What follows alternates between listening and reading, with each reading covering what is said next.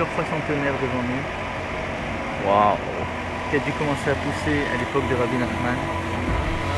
Waouh. Mais nous sommes bien à Marseille, en Provence.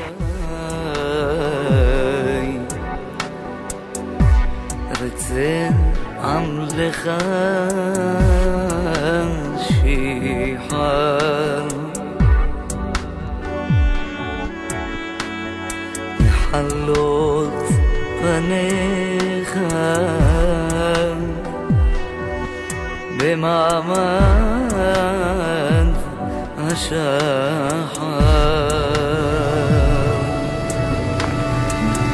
אדוני יקשיבה ועשה אל תרחם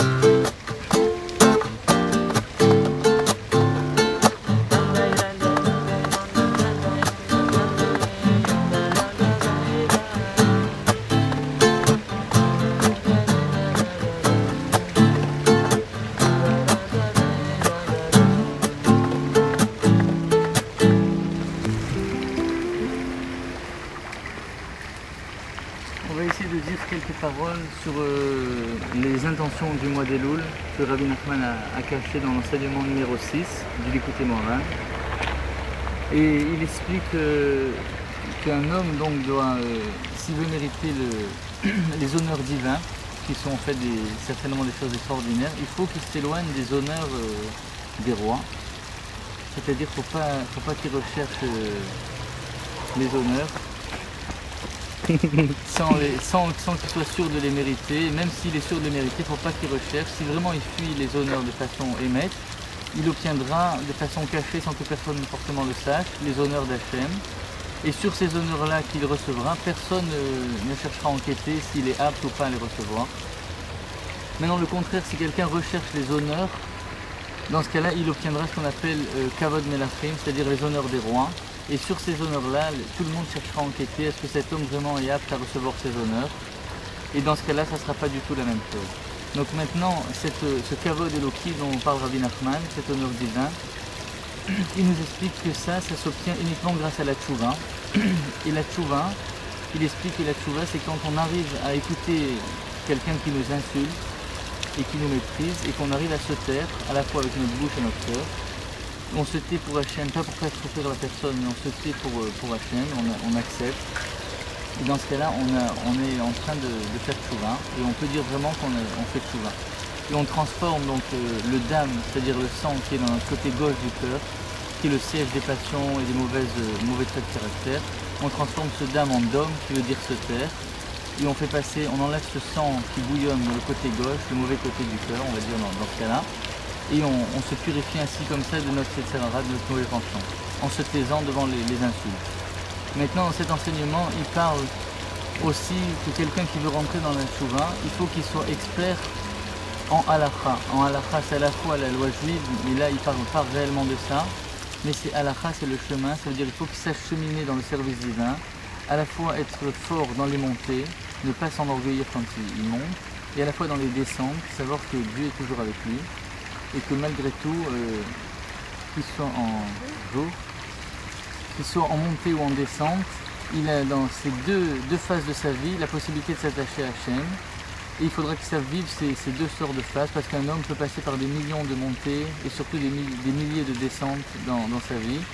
Et il ne faut pas chuter dans le désespoir, il faut qu'il sache, comme a dit David Ameller, si Hachem l'ineka, si je descends même dans l'abîme le plus bas, c'est dans le plus bas niveau de l'enfer, Chas v'Shalom, Ineka, tu es là, il faut qu'il sache que Hachem est toujours là, il est avec lui.